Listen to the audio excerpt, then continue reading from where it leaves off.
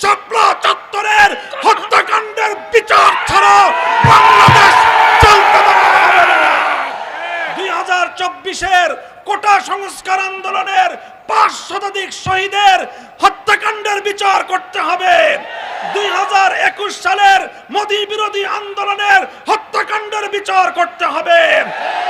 2013 সালের 5ই মের শাপলা চত্বরের হত্যাকাণ্ডের বিচার ছাড়া বাংলাদেশ চলতে দেওয়া হবে না। 5ই আগস্টের এই গণ অভ্যুত্থান এটি রচিত হয়েছে এদেশের সর্বশ্রেণীর ছাত্র জনতার ঐক্যবদ্ধ এক মজবুত দৃঢ় ঐক্যের মাধ্যমে।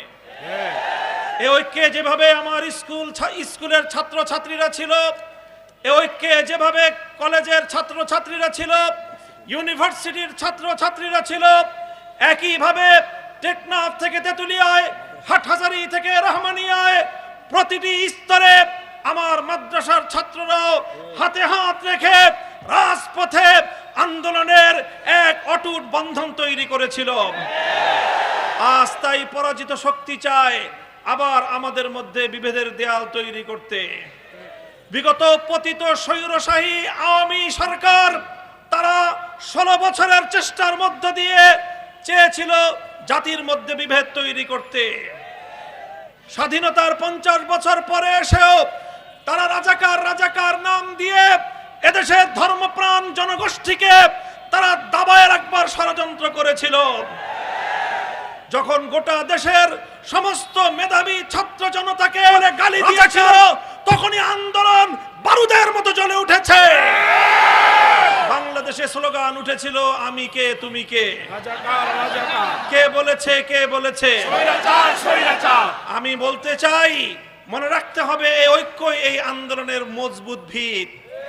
আগামী দিনে এই ঐক্যকে ফাটল ধরাবার জন্য পরাজিত শক্তি আবার চেষ্টা করছে।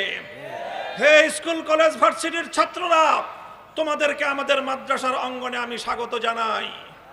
তোমরা মসজিদে আসবে, মাদ্রাসায় আসবে, হাটহাজারীতে আসবে, নারায়ণগঞ্জের মাদ্রাসাগুলোতে, ঢাকার শহরের মাদ্রাসাগুলোতে তোমরা আসবে।